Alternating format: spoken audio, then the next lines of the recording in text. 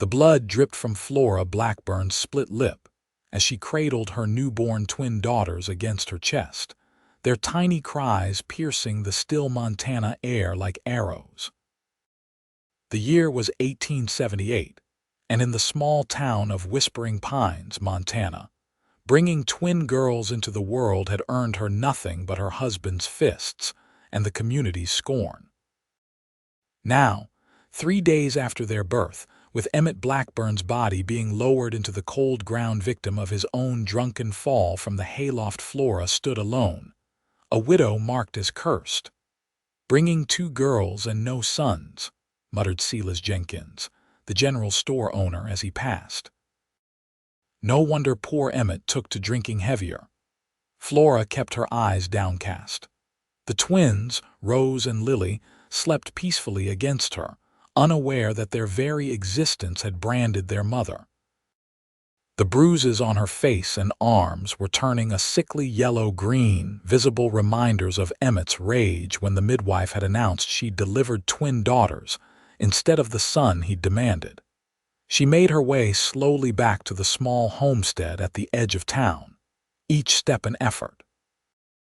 The property would be seized for debts within days. Emmett had gambled away most of what they had, and what little remained wouldn't cover what they owed. The banker, Mr. Holloway, had made it clear with wandering eyes and suggestive comments that there were other ways she might retain the property. Flora would sooner die. The next morning dawned cool and clear. Flora had barely slept, the twins taking turns fussing throughout the night. A pounding at the door startled her. Rose began to cry. "Mrs. Blackburn?" Holloway's voice boomed. "Open this door." Flora tucked the babies into their shared cradle and smoothed her wrinkled dress. When she opened the door, Holloway wasn't alone. 3 other men from town stood with him, including Silas Jenkins and the town's self-appointed moral guardian, Reverend Pierce. "We've come to collect," Holloway said, pushing past her into the small cabin. "I have 3 days, Flora protested, her voice thin. "You said I had until Saturday." "Plans change," Jenkins said, eyeing the modest furnishings. "Town council met last night, decided a widow with cursed twins isn't good for Whispering Pines." "Cursed?" Flora's hand flew to her throat. "They're just babies. Twins are unnatural," Reverend Pierce intoned. "Especially girl twins." "Scripture teaches us. Scripture teaches compassion," Flora interrupted, surprising herself with her boldness.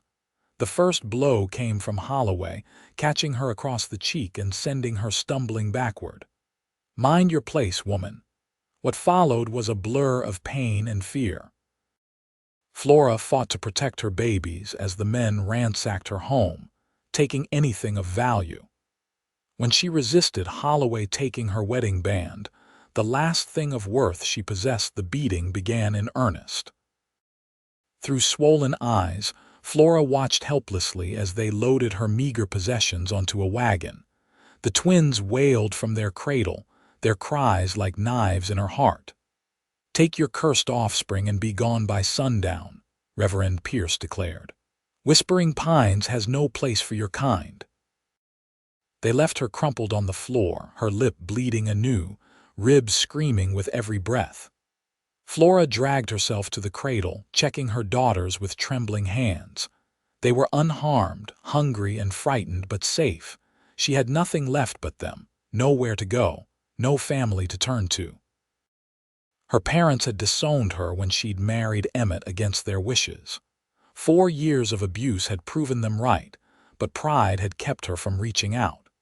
Now they were gone, taken by the influenza that had swept through Denver 2 winters ago. As the sun began its westward journey, Flora gathered what little remained: some clothes, a few diapers for the babies, a blanket, and the small amount of food left in the pantry. She fashioned a sling to carry the twins and stepped out onto the porch, uncertain which direction to take. The sound of approaching hoofbeats made her stiffen with fear. A lone rider appeared on the horizon, silhouetted against the setting sun. As he drew closer, Flora could make out broad shoulders, a weather-worn Stetson, and the unmistakable profile of a man who spent his life in the saddle. Jackson Granger had been tracking cattle rustlers for 3 days when he spotted the small cabin and the woman standing on its porch. From a distance, he could tell something was wrong by the way she stood defensive, wounded. Drawing closer, the bruises on her face became visible, along with the bundle she clutched protectively to her chest. He slowed his horse, raising one hand in a peaceful gesture. "Madam," he called softly. "You all right?" Flora took a step back, wincing at the pain in her ribs. "Please, sir, I'm leaving. I don't want any trouble." Jackson dismounted, keeping his movements slow and deliberate. Up close, the woman's injuries were even more apparent: split lip, bruised cheek, eye swelling shut. Anger flared in his gut, but he kept his expression neutral. "Doesn't look like you're the one causing trouble," he observed, tipping his hat back. His eyes dropped to the bundle she held. A small pink fist poked out from the fabric. "My daughters," Flora explained, her voice barely above a whisper. "We're leaving town." Jackson frowned. "Walking." "With babies," he glanced at the setting sun. "Night's coming. Ain't safe. I have no choice." Tears threatened, but Flora blinked them back. She would not cry in front of this stranger. "The town has made it clear we're not welcome." A sound from inside the cabin caught Jackson's attention. He tensed, hand moving instinctively toward his holster. "There's no one else," Flora assured him. "Just some mice, probably. They've taken everything else." "Who has?" Jackson's voice hardened. "The banker, store owner, Reverend." Flora's laugh was bitter. "Pillars of the community." Jackson's jaw tightened. He'd seen it before: small towns turning on their own, usually the vulnerable. "Because of your husband," he guessed. "My husband is dead," Flora replied. "It's because I gave birth to twin girls. Bad luck, they said, cursed." One of the babies began to fuss. Flora shifted her weight, trying to soothe the infant while maintaining her distance from the stranger. "That's the most ridiculous thing I've ever heard," Jackson said finally. He studied her for a long moment, then seemed to come to a decision. "You can't walk out into nowhere with 2 babies." "I told you I have no choice." Jackson shook his head. "You're coming with me." Flora stiffened, taking another step back. "I most certainly am not." "Madam, I don't mean any disrespect, but you're hurt. You've got 2 newborns and night's falling. Coyotes, wolves, not to mention some unsavory types roaming these parts. You won't make it 5 miles. "I don't even know you," Flora protested. "Jackson Granger," he said, extending his hand before thinking better of it and dropping it back to his side. "I've got a ranch about a day's ride from here. You and your little ones can stay there until you're healed up and decided what to do next." Flora hesitated. Everything in her experience told her not to trust this man, but the alternatives were grim. One baby started to cry in earnest now, setting off her sister. "They're hungry," she explained, embarrassed. Jackson nodded. "All the more reason to get somewhere safe. My sister had twins last year. Boys, I know they need regular feeding and care." He gestured to his horse. "Let me help you." Flora looked at the road stretching into the distance, then back at the man. There was something in his eyes, a steadiness, a lack of the cruel glint she'd become accustomed to seeing in Emmett's. "Why would you help us?" she asked. "Because it's the right thing to do," Jackson answered simply. "And because I've seen what happens to folks turned out with nowhere to go." Before Flora could respond, the sound of approaching wagons reached them. Fear flashed across her face. "They're coming back," she whispered. Jackson's expression hardened. "Get inside," he instructed. "Gather whatever else you need. Quickly." Flora hesitated only a second before obeying, disappearing into the cabin with her precious bundles. Jackson positioned himself on the porch, one hand resting casually near his holster. The wagon rounded the bend in the road, carrying 4 men whose expressions darkened when they spotted him. "Evening, gentlemen," Jackson called, his voice friendly but his eyes hard as flint. The wagon stopped. Holloway, who held the reins, squinted at the stranger. "This doesn't concern you, mister. We've got business with the widow." "Seems to me your business is concluded," Jackson replied. "Woman's leaving, just like you wanted." Reverend Pierce stood up in the wagon. "We've come to ensure she's gone by sundown. The property has reverted to the bank." "Is that so?" Jackson's smile didn't reach his eyes. "Mighty quick for closure." Jenkins spat tobacco juice onto the ground. "Like the Reverend said, ain't your concern." Jackson's hand moved almost imperceptibly closer to his gun. "I'm making it my concern." The 4th man, silent until now, leaned forward. "You outnumbered, stranger." "That I am," Jackson agreed pleasantly. "Question is, which one of you wants to die first?" A tense silence fell. Jackson Granger's reputation wasn't known in these parts, but something in his stance, the easy confidence. The unwavering gaze gave the men pause. The cabin door opened, and Flora emerged with a small bundle of belongings. She froze when she saw the wagon. "Mrs. Blackburn is indeed leaving," Jackson announced. "She's coming with me." Holloway's face reddened. "The woman's property is forfeit, yes, I understand," Jackson cut him off. "But she and her children are under my protection now." The threat was unmistakable. Holloway glanced at his companions, calculating odds and consequences. "You're making enemies you don't need, mister," he warned. Jackson shrugged. "Wouldn't be the first time." He turned to Flora.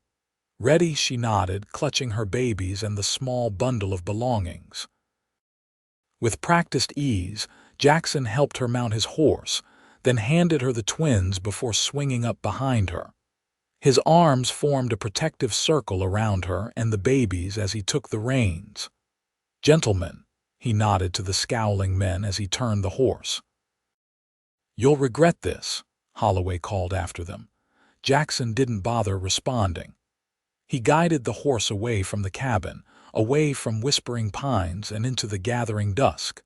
They rode in silence for nearly an hour, Jackson keeping the horse at a gentle pace to avoid jostling the babies. Flora sat rigid in front of him, exhaustion and pain evident in every line of her body, but she made no complaint. When they reached a small clearing beside a creek, Jackson drew the horse to a halt. "We'll rest here for the night," he said. "It's too risky traveling in the dark with the little ones." Flora nodded, allowing him to help her dismount. The twins had fallen asleep, lulled by the rhythm of the horse. Jackson quickly set about making camp. He gathered firewood, built a small fire, and laid out his bedroll for Flora and the babies. "I don't have much food," he apologized, offering her jerky and hardtack from his saddlebags. "We can catch fish in the morning before we head out." Flora accepted the food with murmured thanks. She settled on the bedroll, arranging the twins beside her. In the firelight, her bruises looked even more stark against her pale skin. "My ranch is about a day's ride southwest," Jackson explained as he unsaddled the horse. "Not much to look at, but it's safe. My foreman, Hank, and his wife, Maria, live there too. Maria will be glad for the company." "Why are you doing this?" Flora asked suddenly. "Truly, Mr. Granger, you don't know me." Jackson was quiet for a moment, feeding twigs into the fire. "My sister," he said finally. "Someone helped her once when she needed it. I'm just passing on the favor." It wasn't the whole truth, but it was enough for now. He didn't mention how his sister had fled her own abusive husband, how Jackson had been too far away to help, how a stranger's kindness had saved her life. "Some stories weren't meant for firelight sharing with people you just met." "I can't pay you," Flora said. "They took everything." "I'm not asking for payment, Mrs." He paused, realizing he didn't know her name. "Blackburn, Flora Blackburn." She looked down at the sleeping twins. And these are Rose and Lily. Pretty names, Jackson commented. How old are they? 3 days, Flora's voice caught. Born the same day their father died. Jackson nodded, not pressing for details. Try to get some sleep, Mrs. Blackburn. I'll keep watch. Flora wanted to protest that she couldn't take his bedroll, that she shouldn't impose, but exhaustion overwhelmed her. Within minutes, she was asleep, curled protectively around her daughters. Jackson leaned against a tree, rifle across his lap, and watched the small family. Something fierce and protective stirred in his chest. He'd meant what he said to those men. Flora and her daughters were under his protection now, whatever that might come to mean. The dawn broke with a chorus of birdsong. Flora woke disoriented, momentarily panicked until she felt the warm weight of her daughters beside her. The events of the previous day came rushing back: the beating, the eviction, the stranger's intervention. She sat up carefully, wincing at the pain in her ribs.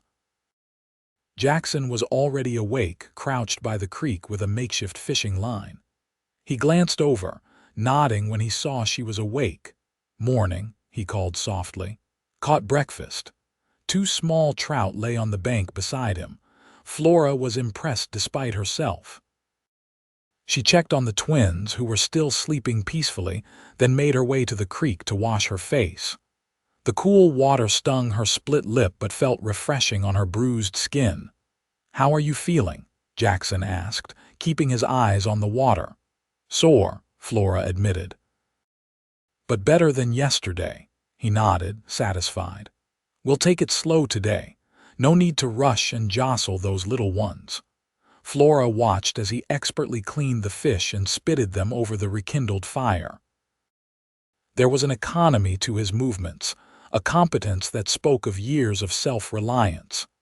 "Mr. Granger," she began hesitantly. "Jackson," he corrected. "Mr. Granger was my father, and he was a mean old cuss I'd rather not be reminded of."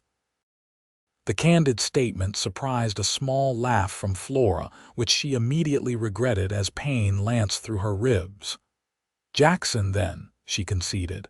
"I want to thank you for what you did yesterday. Those men, they might have done worse." Jackson's expression darkened. "Men like that are cowards at heart. They prey on those they think can't fight back." He turned the fish on the spit. "Your husband, did he?" He gestured vaguely toward her injuries. Flora's hand unconsciously touched her bruised cheek. "Yes," she admitted quietly. "The twins weren't what he wanted." "Fool," Jackson muttered. Then, realizing how that sounded, he quickly added, "Sorry, madam, I know he was your husband." "He was," Flora agreed, "but you're not wrong." One of the twins began to stir, tiny fists waving in the air. Flora moved to attend to her daughters, grateful for the interruption. Some truths were too raw, too fresh to share with a stranger, no matter how kind. They ate breakfast in companionable silence, the fish surprisingly flavorful with just a pinch of salt from Jackson's supplies. Afterward, he helped her fashion a more secure sling for the twins, using a spare shirt from his saddlebag. "This will keep them safer while we ride," he explained, showing her how to distribute their weight evenly.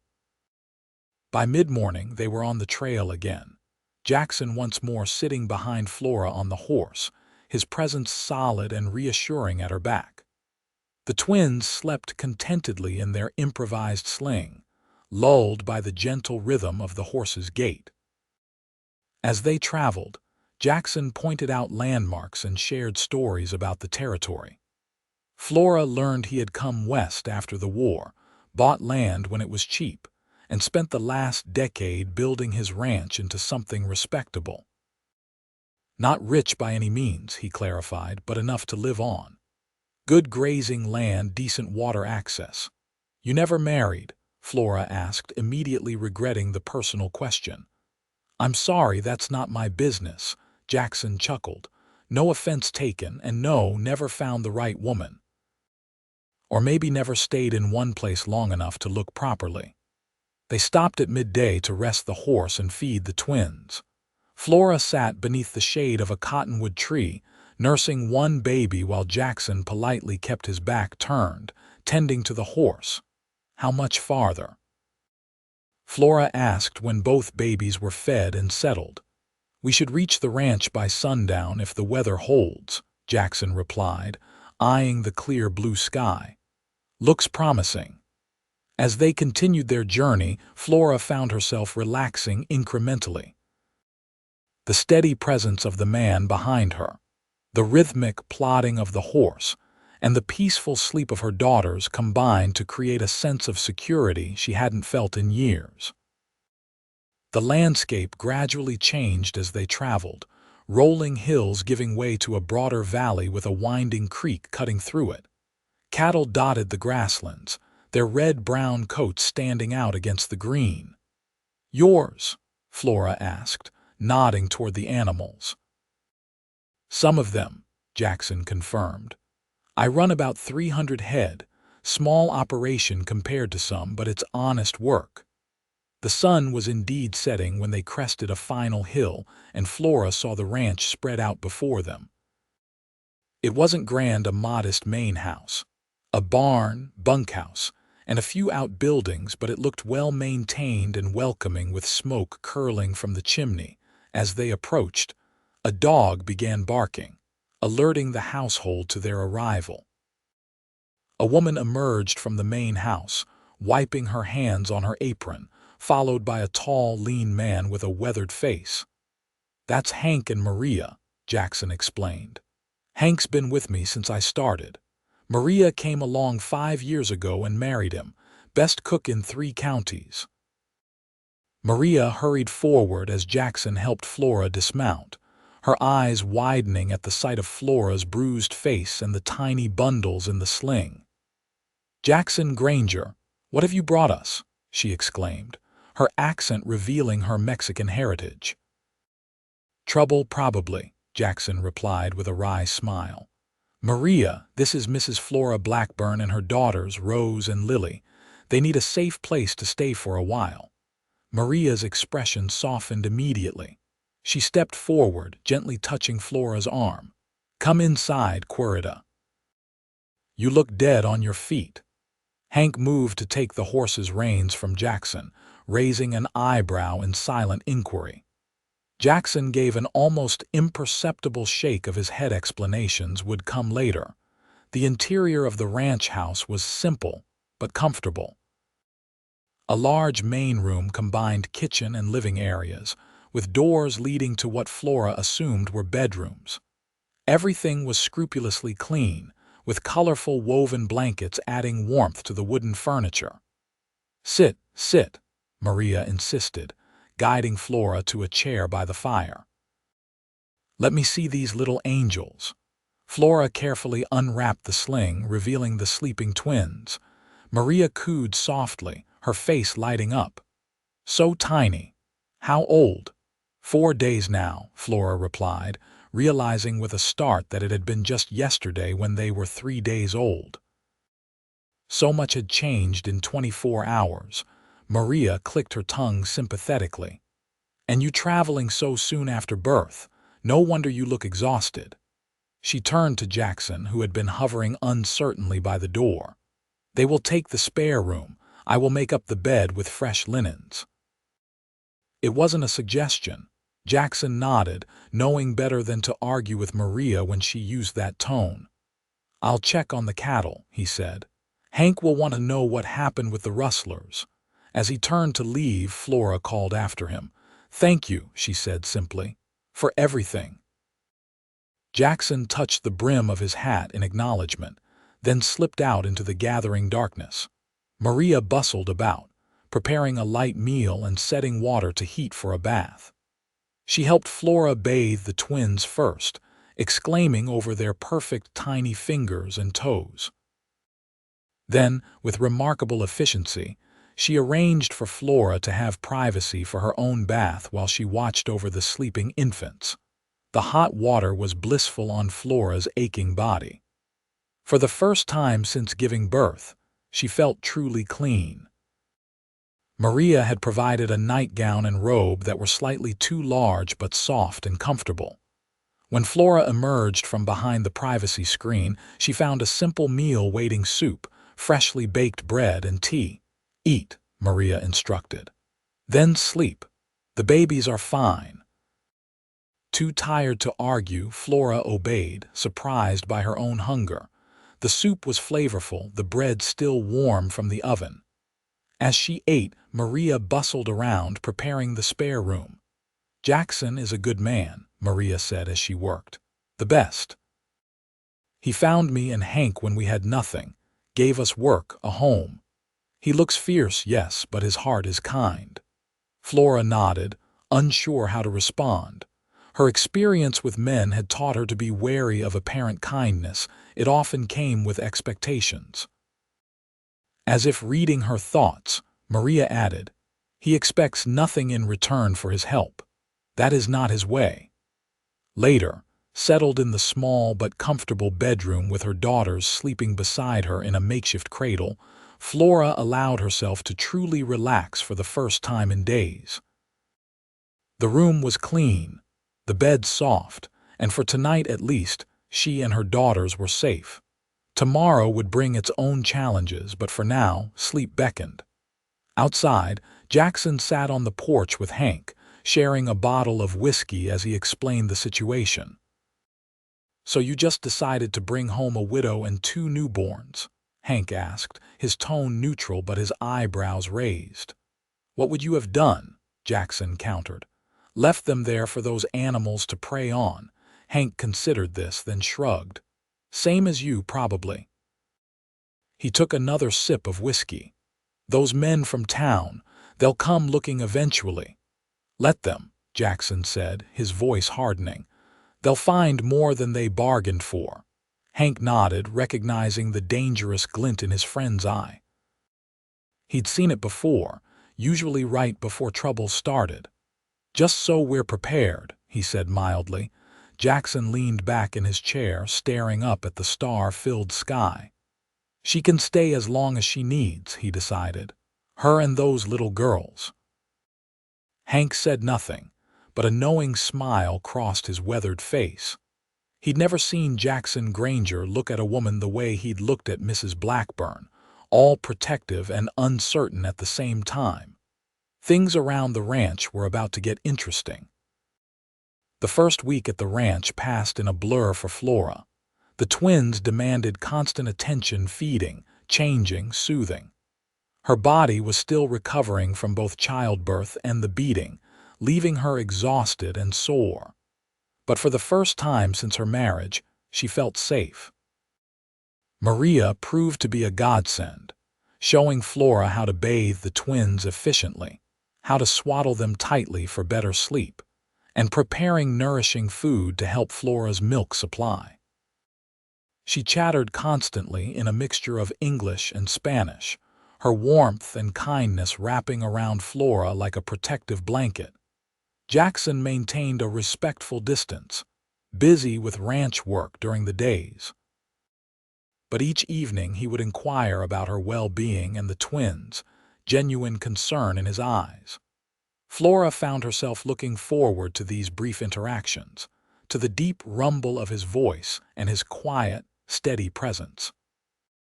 By the second week, Flora's bruises had faded to yellowish smudges, and she insisted on helping with household tasks. Maria reluctantly allowed her to assist with cooking and mending, though she drew the line at laundry, declaring it too strenuous. "You are still healing," she insisted when Flora protested. "The girls need their mama strong." On a warm afternoon, Flora sat on the porch with the twins sleeping in a basket beside her, mending one of Hank's shirts. The rhythmic motion of the needle was soothing, allowing her mind to wander. She watched as Jackson worked with a young horse in the corral, his movements patient and deliberate as he accustomed the animal to a saddle. There was something compelling about the way he handled the nervous mare, firm but gentle, never forcing, always guiding. It spoke to a fundamental kindness in the man that Flora found increasingly difficult to ignore. As if sensing her gaze, Jackson looked up, catching her eye. He tipped his hat with a slight smile before returning his attention to the horse. Flora felt a warmth in her cheeks that had nothing to do with the afternoon sun. That evening, as they sat around the table after dinner, Hank brought up the subject they'd all been avoiding. "Had word in town today," he said, glancing at Jackson. "Seems some men from Whispering Pines have been asking questions about a man with a woman and twin babies." Flora's hand tightened around her cup. "They're looking for us." Jackson's expression hardened. "Let them look. You're safe here." "I don't want to bring trouble to your door," Flora protested. "You've done so much already, trouble has a way of finding me regardless." Jackson interrupted with a wry smile. "Has since I was born, according to my ma." Maria reached over to pat Flora's hand. "This is your home now for as long as you need. We protect our own here, our own." The words brought unexpected tears to Flora's eyes. She blinked them away, focusing on the sleeping babies in their basket nearby. "Thank you," she said softly. "All of you." Later that night, unable to sleep despite her exhaustion, Flora slipped out onto the porch. The night air was cool, stars blanketing the sky in a brilliant display. She wrapped her borrowed shawl tighter around her shoulders, breathing deeply. "Can't sleep," she startled at Jackson's voice. He sat in the shadows at the far end of the porch, barely visible in the darkness. "I'm sorry," Flora said. "I didn't see you there." "No need to apologize," Jackson replied. "It's a free porch." Flora smiled at that, moving to sit in the chair beside him. They were silent for a time, listening to the night sounds: crickets, the occasional hoot of an owl, the soft nickering of horses in the stable. "They're beautiful," Jackson said suddenly. "Your daughters." "Yes," Flora agreed. "Though at the moment, I think their beauty is most apparent when they're asleep." Jackson chuckled. "My sister says the same about her boys, says they look like angels sleeping and act like devils awake." "Your sister, the one with twins. Where does she live?" "Colorado now." "Her husband's a doctor in Denver." Flora nodded, piecing together the fragments of information Jackson had shared. "You said someone helped her once." Jackson was quiet for so long Flora thought he might not answer. When he finally spoke, his voice was lower, rougher.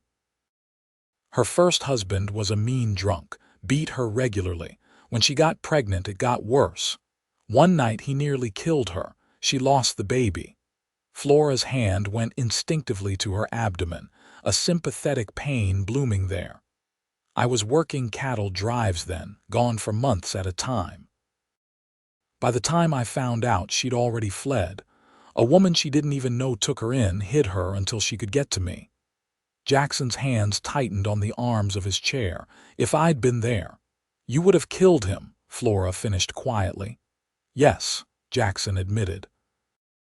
"And probably hung for it. Instead, Clara got a second chance. Met a good man, has a family now." The unspoken parallel hung between them. Flora understood now she wasn't just a charity case to Jackson. She represented a chance to right a wrong, to be there when he couldn't be for his sister. "I'm sorry about your sister," she said, "and grateful for your help. But you should know, I don't expect anything. As soon as I'm able, I'll find work, a place for me and the girls." Jackson turned to look at her, his expression serious in the moonlight. "There's no rush, Flora. You and those little ones are welcome here as long as you want to stay." It was the first time he'd called her by her given name. The intimacy of it, combined with the sincerity in his voice, made something flutter in Flora's chest, a feeling so long dormant she barely recognized it as hope. "Thank you, Jackson," she replied softly. They sat in companionable silence until the chill of the night air finally drove Flora back inside to her sleeping daughters. As the days turned into weeks, Flora fell into the rhythm of ranch life. The twins grew stronger, their personalities beginning to emerge. Rose, the more vocal and demanding. Lily quieter but more persistent. They became the center of attention, with even the gruff ranch hands stopping by to marvel at their tiny perfection. Flora's strength returned gradually. She insisted on taking on more responsibilities, helping Maria with cooking and cleaning, learning to tend the vegetable garden behind the house. The work was therapeutic, giving her purpose beyond motherhood and helping to quiet the constant worry about her future. Jackson remained a steady, reassuring presence. He began teaching Flora about ranch operations, showing her how to collect eggs from the chicken coop without getting pecked, how to milk the cow when Maria was busy elsewhere, how to identify which vegetables were ready for harvesting. He was patient and encouraging, never making her feel foolish when she made mistakes. In the evenings, they often sat on the porch after dinner, sometimes talking, sometimes simply enjoying the quiet together. Flora learned about Jackson's time fighting for the Union in the war, his journey west afterward seeking something he couldn't name, his struggles to establish the ranch against drought and rustlers and economic downturns. In turn, she shared carefully edited versions of her own past her childhood in Pennsylvania, her parents' disapproval of Emmett, the early days of her marriage when hope still outweighed fear. She avoided details of the abuse, but Jackson seemed to understand what she left unsaid, never pressing for more than she was willing to give. One evening, about a month after their arrival, Jackson returned from town with packages. "Thought the little ladies might need some proper clothes," he explained somewhat awkwardly, presenting Flora with parcels containing soft flannel for diapers, tiny gowns, and even 2 small knitted caps. Flora was speechless, running her fingers over the fine materials. "Jackson, this is too much. It's not nearly enough," he countered. "Growing girls need things." There was another package which he handed over with more hesitation. "And I thought maybe their mama might like something that isn't borrowed."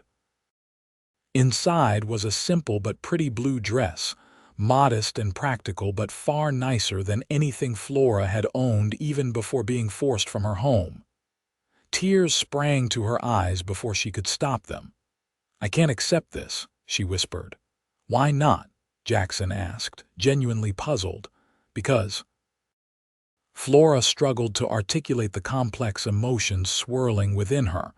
"Because I have no way to repay such generosity." Jackson's expression softened. "It's not a debt, Flora. It's a gift." The concept was so foreign after years with Emmett, where everything came with strings attached, with expectations and consequences. Flora stared at the dress, its soft fabric a tangible symbol of a different kind of relationship, one based on kindness rather than control. "Thank you," she said finally, looking up to meet his gaze. Something shifted between them in that moment, a boundary crossed, a connection deepened. Jackson cleared his throat, suddenly awkward. "Well, I'll let you get those little ones ready for bed," he said, backing toward the door. "Got some accounts to go over with Hank anyway." Flora watched him go, the dress still clutched in her hands, a strange lightness in her chest that felt dangerously close to happiness. The next Sunday, Flora wore the blue dress to the small church service held in the community hall in the nearest town, Clearwater Springs. It was her first venture beyond the ranch since arriving, and she was nervous about the reception she might receive. Her fears proved unfounded. The small congregation welcomed her warmly, cooing over the twins and offering genuine congratulations. There were curious glances and a few whispers, of course, but nothing like the open hostility she'd faced in Whispering Pines. Jackson stayed close by her side throughout, a protective presence that didn't go unnoticed by the townspeople. Flora caught more than one speculative glance between them, and a few knowing smiles from the older women. After the service, the minister's wife, Mrs. Patterson, made a point of inviting Flora to join the ladies' sewing circle that met weekly. "We could use another pair of capable hands," she said warmly. "And I imagine adult conversation might be welcome after days with only infants for company." "That's very kind," Flora replied, genuinely touched by the offer. "I'd like that very much." On the ride back to the ranch, Flora felt lighter than she had in years. "Everyone was so welcoming," she marveled. Jackson smiled. "Clearwater's good folks mostly, not perfect but decent." "It makes such a difference," Flora said quietly. "Being treated like a person rather than a burden or a curse." Jackson's expression darkened. "You were never either of those things, Flora. The people who treated you that way were wrong." His vehemence surprised her, warming something deep inside. For the first time, Flora allowed herself to truly consider a future here not just as a temporary refuge, but as a home for her and her daughters. As summer turned toward autumn, the ranch grew busier with harvest preparations and getting ready for winter. Flora threw herself into the work, learning to preserve vegetables from the garden, to make jams from wild berries, to prepare the house for the coming cold. The twins thrived, growing plumper and more alert by the day. They were almost 3 months old now, beginning to smile and coo, bringing joy to everyone on the ranch. Even Hank, not generally demonstrative, could be caught making faces at them when he thought no one was looking. One crisp September morning, Jackson approached Flora as she hung laundry on the line. "Thought you might like to see more of the ranch today," he suggested. "The girls are old enough for a short ride if we're careful." Flora hesitated only briefly before nodding. "I'd like that." Jackson had fashioned a special carrier that attached to his saddle, allowing the twins to ride securely. With Flora mounted on a gentle mare, they set out to explore the boundaries of Jackson's property. It was a glorious day, the sky an impossible blue, aspen trees beginning to turn golden on the hillsides.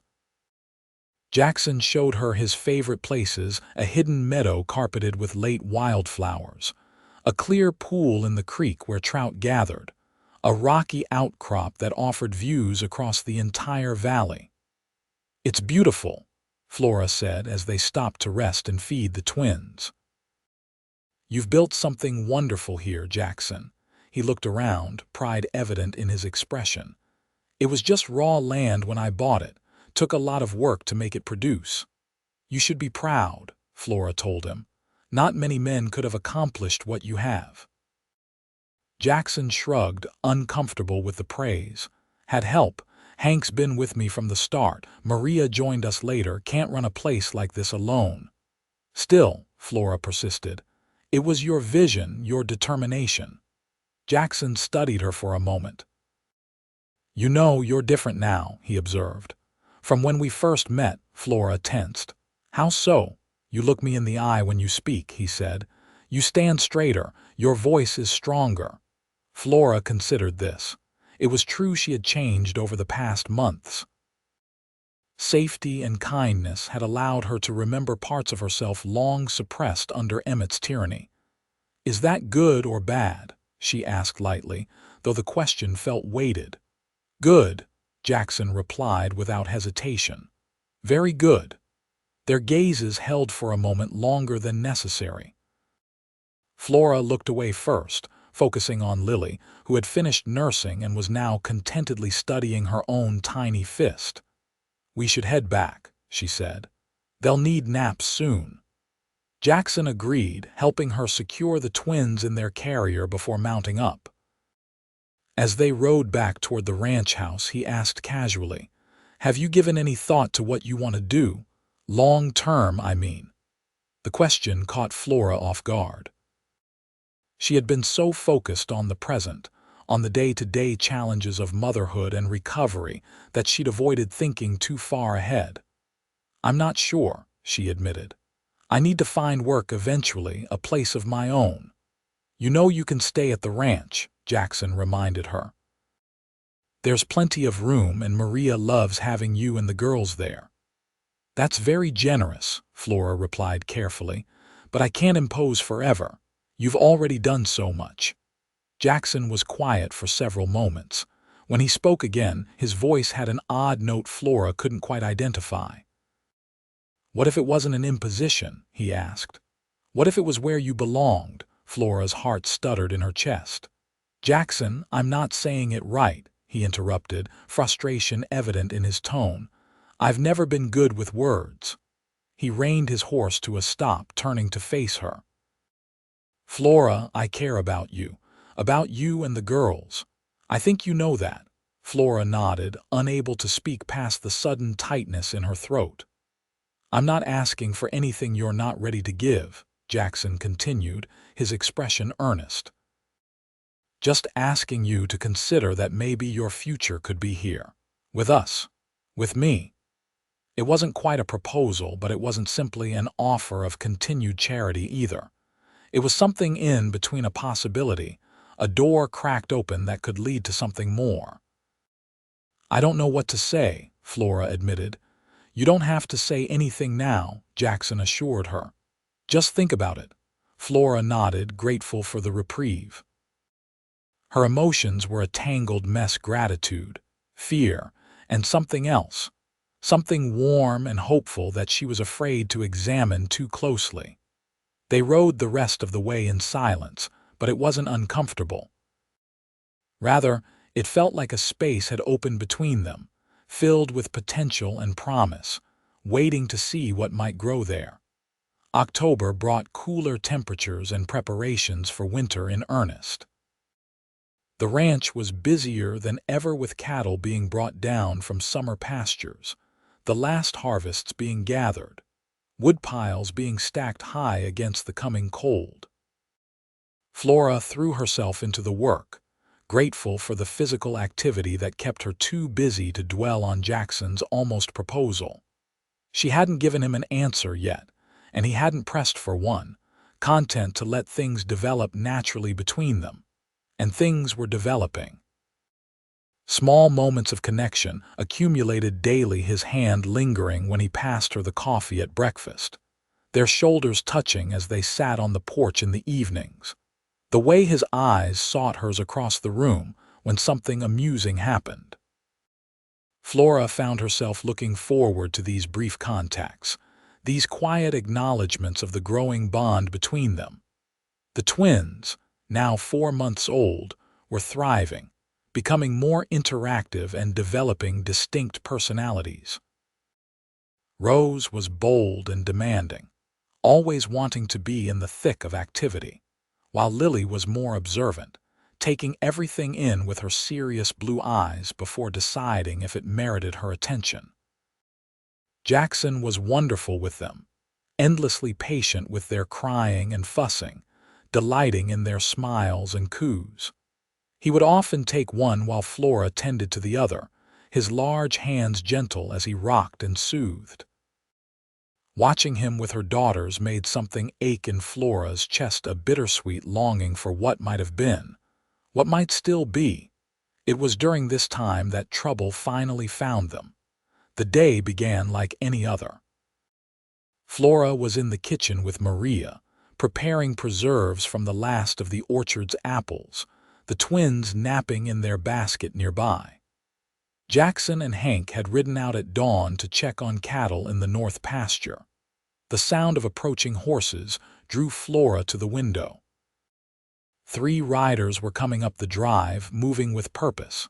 Something about their posture, their determination, sent a chill through her. "Maria," she said quietly, "take the twins to the back bedroom and stay there." Maria looked up sharply, noting Flora's expression. Without question, she gathered the sleeping babies and disappeared down the hallway. Flora moved to the door, her heart pounding. As the riders drew closer, she recognized Holloway, Jenkins, and the unnamed 4th man from Whispering Pines. Reverend Pierce was notably absent. Taking a deep breath, Flora stepped onto the porch, closing the door firmly behind her. She wore one of her new dresses, her hair neatly braided, her posture straight. She was not the same broken woman they had thrown out 2 months ago. "Mrs. Blackburn," Holloway called, reining his horse to a stop. "You're looking well." "What do you want?" Flora asked, her voice steadier than she felt. Holloway smiled, the expression not reaching his eyes. "Just checking on your welfare, of course. The town was concerned when you disappeared so suddenly." "The town was quite clear that my daughters and I were no longer welcome," Flora replied coldly. "I find your concern comes rather late." Jenkins spat tobacco juice onto the ground. "We heard you taken in by some rancher. Wanted to make sure you weren't being kept against your will." The absurdity of their pretended concern might have been laughable if it wasn't so transparent. "I'm here by choice," Flora stated firmly. "Now, if that's all, I have work to attend to." "Actually," Holloway said, dismounting and approaching the porch steps, "there's the matter of some items that went missing from your husband's property. Items that rightfully belong to his creditors."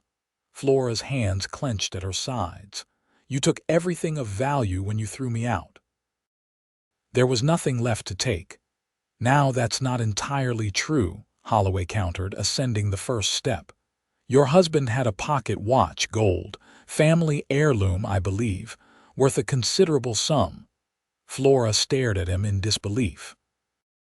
Emmett's watch had been pawned months before his death to pay gambling debts likely owed to Holloway himself.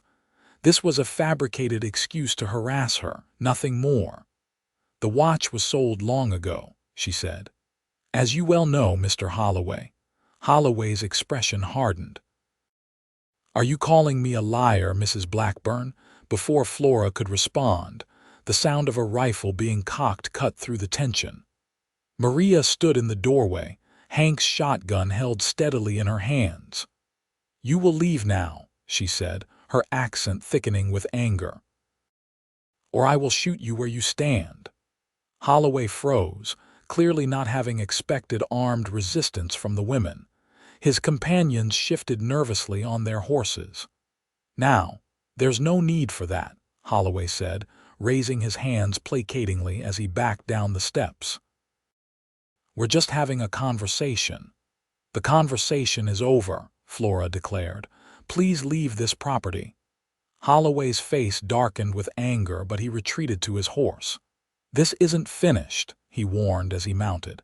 "Your protector isn't here now, but he can't watch you every minute." "Neither can you," Flora retorted, surprising herself with her boldness. "And you should know that Mr. Granger has friends in the territorial court. Should anything happen to me or my daughters, they will know exactly where to look." It was a bluff, but delivered with enough conviction to give Holloway pause. With a final glare, he wheeled his horse and led his companions back down the drive. Once they were out of sight, Flora's knees nearly buckled with relief. Maria was immediately at her side, supporting her. "Come sit," she urged, guiding Flora to a chair. "I will make tea, strong tea." "The girls?" Flora asked. "Still sleeping, the angels," Maria assured her. "I checked before I came out with the shotgun." Flora smiled weakly. "Thank you for that. I don't think they expected resistance." Maria snorted. "Men like that never do. They think women are weak because we choose not to fight until it matters." They sat together on the porch, drinking tea and watching the road, both too unsettled to return to their preserving. When Jackson and Hank returned an hour later, they immediately sensed something was wrong. Jackson dismounted quickly, his eyes scanning Flora for any sign of injury. "What happened?" he demanded. Flora explained the confrontation, trying to downplay her fear but knowing Jackson could see through the attempt. His expression grew darker with each detail. "Hank," he said when she had finished, "ride into town and let Sheriff Davis know we've had unwelcome visitors. Ask him to keep an eye out." Hank nodded grimly, remounting his horse despite having just returned from a long ride. "You think they'll be back?" Flora asked once Hank had departed. "Men like that don't give up easily," Jackson replied, his jaw tight with anger. "Especially when their pride's been hurt." The implication was clear. Her presence was bringing danger to the ranch, to people who had shown her nothing but kindness. Shame and fear coiled in Flora's stomach. "Perhaps it would be best if the girls and I moved on," she suggested quietly. "Found somewhere they wouldn't think to look." "No." Jackson's response was immediate and firm. "Running won't solve this. Those men, they're cowards at heart. They prey on those they think can't fight back." He knelt before her chair, taking her hands in his. "You're not alone anymore, Flora. We'll face this together." The conviction in his voice, the warmth of his calloused hands around hers, steadied Flora's resolve. She nodded slowly. "Together," she agreed. That evening, after the twins were asleep, Flora and Jackson sat on the porch discussing options. The night was cold, the first real chill of autumn, and Flora had wrapped herself in a shawl. "Sheriff Davis is a good man," Jackson was saying, "but his jurisdiction is limited. And these men are careful. They make sure to keep their actions just this side of legal." "What about the territorial judge you mentioned?" Flora asked. Jackson looked sheepish. "That was a good bluff. I know Judge Wilson slightly, but not well enough to call on him for personal favors." "Oh." Flora's momentary hope deflated. "But," Jackson continued thoughtfully, "there might be another way to handle this." "How?" Jackson hesitated, seeming to choose his words carefully. "Those men, their power comes from how others in Whispering Pines view them. If that changed—" "I don't understand," Flora said. "What if we could show the town who they really are? Not the respectable businessmen they pretend to be, but the kind of men who would beat a widow and throw her out with newborn babies." Flora shook her head. "The town already knows. They did nothing." "Maybe," Jackson acknowledged. "Or maybe they only know what they were told, rumors, half-truths." He was silent for a moment, thinking. "The county newspaper," he said finally. "The editor, James Harker, is an honest man. If he printed the truth about what happened to you—" "No one would believe it," Flora protested. "It would be my word against theirs." "Not just your word," Jackson countered. "Mine too, and Maria's. And we could find the midwife who attended the births, get her testimony." Flora wrapped her arms around herself, conflicted. The thought of having her story made public, of strangers reading about her most painful moments, made her feel exposed and vulnerable. Yet the idea of those men continuing their abuse of power, unchecked, was equally disturbing. "I need to think about it," she said finally. Jackson nodded, respecting her hesitation. "Of course, it's your story to tell or not tell." They sat in companionable silence for a while longer, watching stars emerge in the darkening sky. Eventually, Flora asked the question that had been troubling her since the confrontation. "Jackson, why are you doing all this?" Truly, he looked at her, surprise evident in his expression. "I thought that was clear by now." "Because of your sister," Flora guessed. "Because you couldn't help her," Jackson shook his head slowly. "That's part of it, maybe, at the beginning. But now—" He reached over, taking her hand gently in his. "Now it's because I care about you, Flora, about you and Rose and Lily." The simple declaration, delivered without flourish or expectation, touched Flora deeply. She had grown to care for Jackson, to his kindness, his quiet strength, his fundamental decency. He was everything Emmett had not been. But she was afraid of trusting again, of being vulnerable, of being wrong about a man's character as she had been before. "I care about you too," she admitted softly. "But I'm scared, Jackson, scared of making another mistake." Jackson's thumb traced gentle circles on the back of her hand. "I understand that, and I'll wait, Flora, however long you need." His patience, his willingness to let her set the pace, confirmed what she already knew in her heart. Jackson Granger was a good man, perhaps the best man she had ever known. The next morning, Flora made her decision. "I'll speak with the newspaper editor," she told Jackson over breakfast. "The truth should be known." Jackson studied her face. "You're sure?" Flora nodded. "Those men will keep hurting people if they're not stopped. If my story can help prevent that, then the discomfort is worth it." That afternoon, leaving the twins with Maria, Jackson escorted Flora into Clearwater Springs to meet with James Harker, editor of the County Chronicle.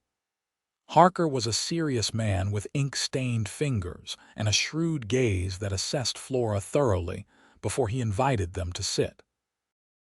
"Mr. Granger says you have a story that needs telling," he said, getting straight to the point. Flora took a deep breath and began to speak.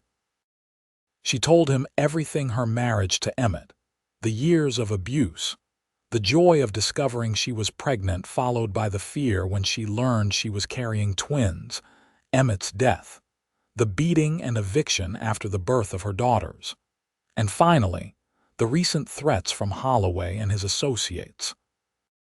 Harker took notes throughout, asking occasional questions but mostly letting Flora speak uninterrupted. When she finished, he sat back in his chair, expression grave. "That's a powerful story, Mrs. Blackburn," he said, "and one that deserves to be heard." "Will you print it?" Jackson asked. Harker nodded slowly. "I will, but I should warn you, these men have influence. There will be backlash." "We're prepared for that," Jackson assured him. "And you understand, Mrs. Blackburn, that once this is published, there's no taking it back. Your personal tragedy will become public knowledge." Flora squared her shoulders. "I understand, Mr. Harker, but it's not just my story. It's about how power can be abused when no one speaks against it. If my experience can help others, then I want it told." Harker's expression softened slightly. "Very well. I'll need to verify some details, speak to the midwife, perhaps others who witnessed the eviction. But I should have the article ready for next week's edition." As they left the newspaper office, Flora felt both relieved and anxious. There was no turning back now. "You were very brave in there," Jackson told her as he helped her into the wagon. "I don't feel brave," Flora admitted. "I feel terrified." Jackson took her hand, squeezing it gently. "That's what makes it bravery, Flora, doing what's right even when you're afraid." The week that followed was tense with anticipation. Jackson increased patrols around the ranch, unwilling to risk another surprise visit from Holloway and his cronies.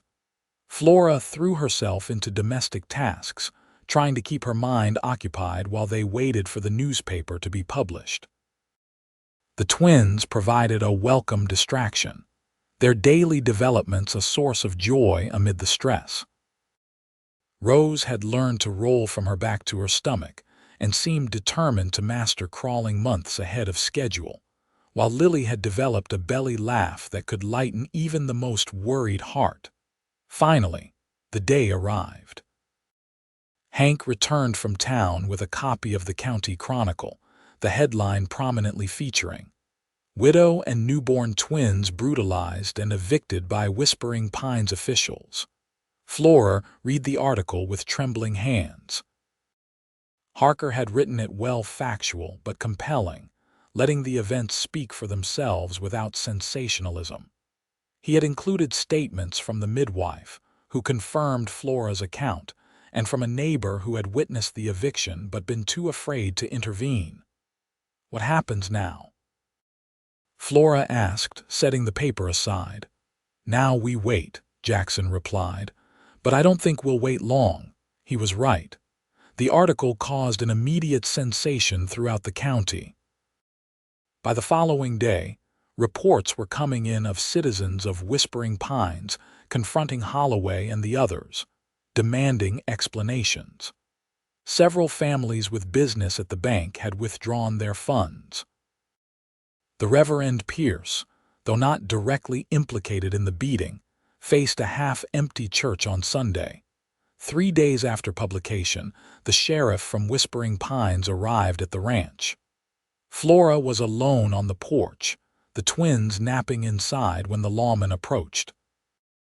She stood, instinctively positioning herself between the stranger and the door to the house. "Mrs. Blackburn," the sheriff said, removing his hat. "I'm Sheriff Thomas from Whispering Pines." Flora nodded warily. "What can I do for you, Sheriff?" The man shifted uncomfortably.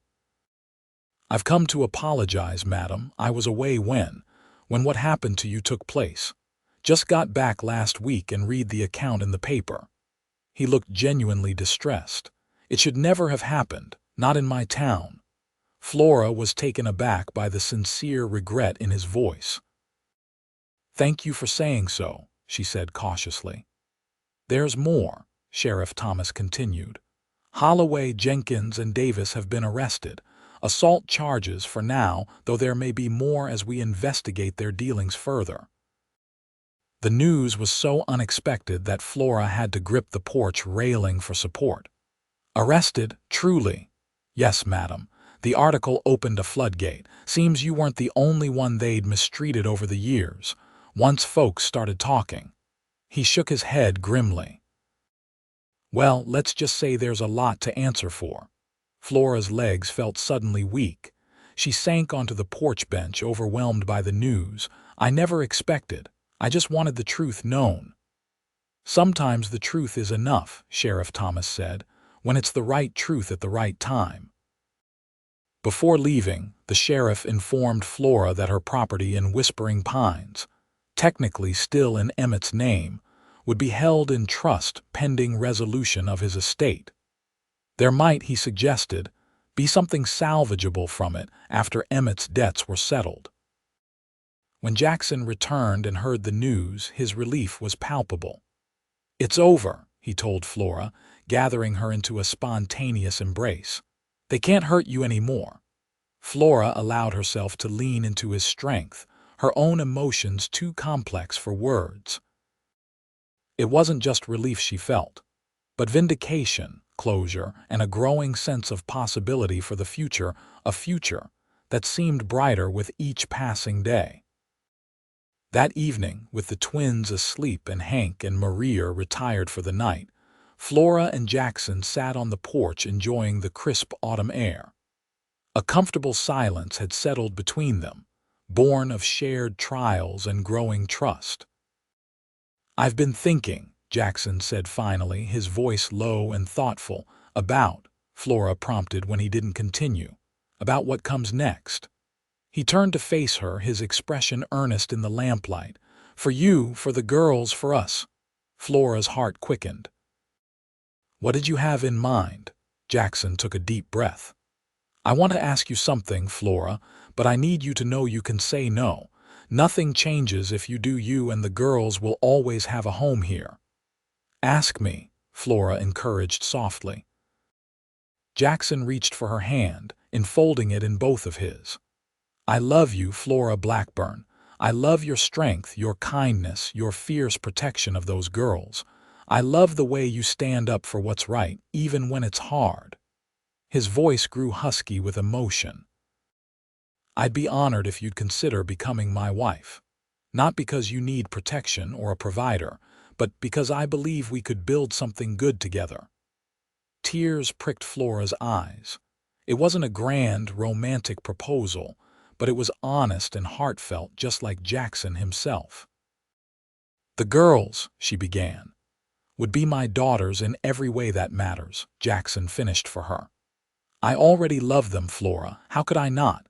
Flora looked into his face, this man who had saved her in more ways than he knew.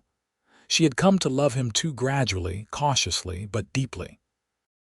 He had proven himself worthy of her trust through actions rather than words, through consistent kindness rather than grand gestures. "Yes," she said simply. "I will marry you, Jackson." The joy that transformed his face was like sunrise breaking over the mountains. He leaned forward slowly, giving her time to retreat if she wished, and kissed her with exquisite gentleness. Flora responded in kind, allowing herself to experience the moment fully without fear or reservation. When they parted, Jackson's smile was so brilliant it rivaled the stars overhead. "I promise you won't regret this," he vowed. "I know," Flora replied with absolute certainty. They were married 2 weeks later in the Clearwater Springs church, with Hank standing as Jackson's witness and Maria as Flora's.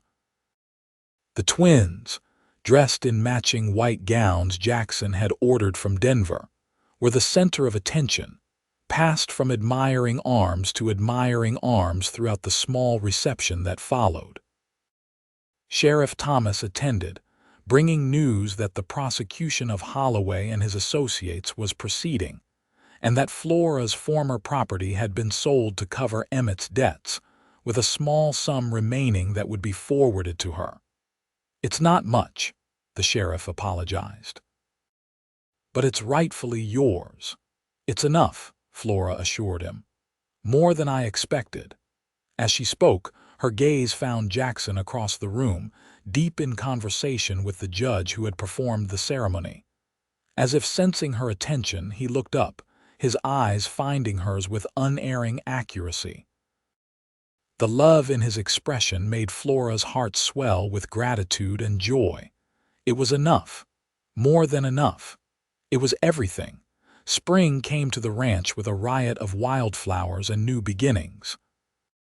The twins, now 10 months old, were crawling everywhere, keeping Flora and Maria constantly vigilant. Rose had mastered pulling herself up on furniture and seemed determined to walk before her first birthday, while Lily, more cautious, was content to observe from a safe position before attempting new skills. Flora, settled into her role as Mrs. Granger, had blossomed. The constant fear that had shadowed her for years was gone, replaced by confidence and purpose. She had taken over management of the household accounts, revealing a sharp mind for numbers that impressed even Hank. She'd also started a small side business selling preserves and baked goods in town, enjoying the independence of her own income.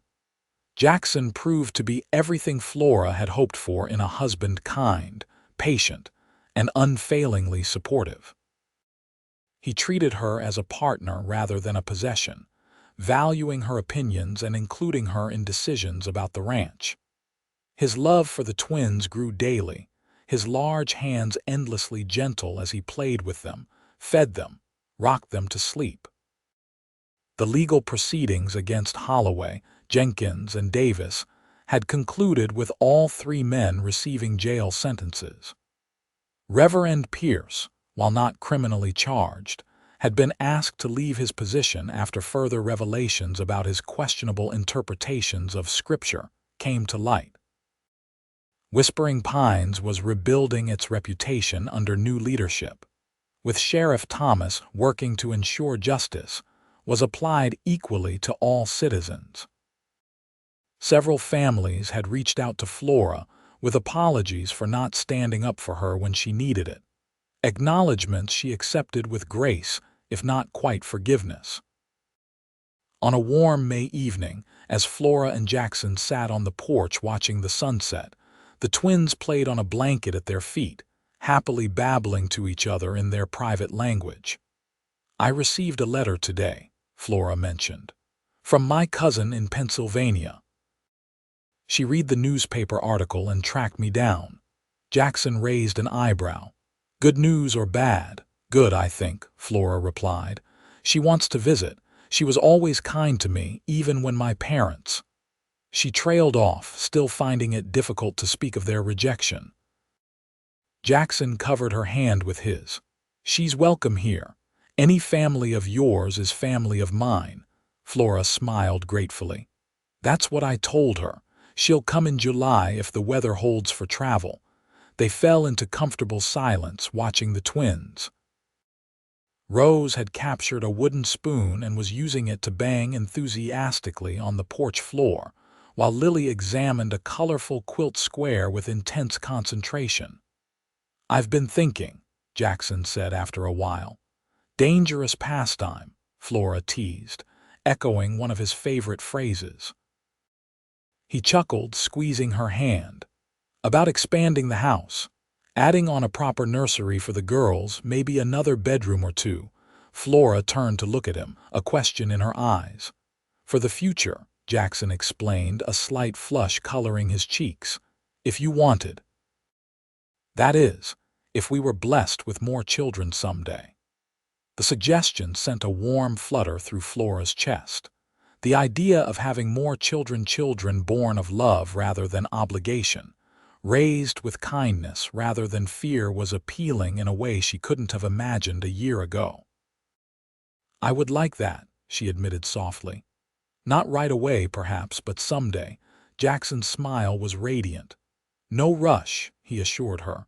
We have time. As if on cue, Rose chose that moment to pull herself up using Jackson's pant leg, her small face determined as she balanced precariously. With a triumphant gurgle, she took one wobbly step toward him, then another, before plopping unceremoniously onto her bottom. Did you see that? Jackson exclaimed, scooping her up and whirling her around. She walked. Our girl walked. Flora laughed at his enthusiasm, which had startled Lily into abandoning her examination of the quilt square to watch the commotion. 2 steps hardly constitutes walking, she pointed out. It's a start, Jackson insisted, settling Rose on his knee and bouncing her gently. Before you know it, they'll both be running all over the ranch. Heaven help us then, Flora said with mock despair, though her heart was full to bursting with happiness. Later that night, with the twins asleep in their cradles and the house quiet around them, Flora lay in Jackson's arms, her head resting on his chest, listening to the steady beat of his heart. Thank you, she whispered into the darkness. For what? Jackson's voice rumbled beneath her ear. For finding us that day, for bringing us here, her voice caught, for showing me what love should be. Jackson's arms tightened around her. You showed me too, he said. I had the ranch, the land, the cattle, but it wasn't a home until you and the girls came. Flora tilted her face up to his, finding his lips in the darkness. The kiss was tender, a reaffirmation of the bond between them that grew stronger with each passing day. Outside their window, the Montana night was alive with stars, countless points of light in the vast darkness. Like hope, Flora thought, like love, always there, even when obscured by clouds or pain or fear. Waiting to be rediscovered, to shine again, she had found her light, her hope, her love. Not just in Jackson, though he was a cornerstone, but in herself, in the strength she had discovered, the courage she had found, the life she had rebuilt from ashes. I love you, she whispered against Jackson's lips. And I love you, he returned, the words a promise, a future, a home. Flora Blackburn Granger closed her eyes, secure in that love, in that home, in that promise. The journey had been long and painful, but it had led her here to this man, this family, this life. And for that, she was endlessly grateful. In the room across the hall, Rose and Lily slept peacefully, safe and loved. Tomorrow would bring new challenges, new joys, new discoveries. But tonight, in the quiet darkness, all was well. All was as it should be. And Flora knew, with bone-deep certainty, that whatever the future held, they would face it together. Not as a widow and her cursed twins, not as a rescuer and the rescued, but as a family bound by choice and love, the strongest bonds of all.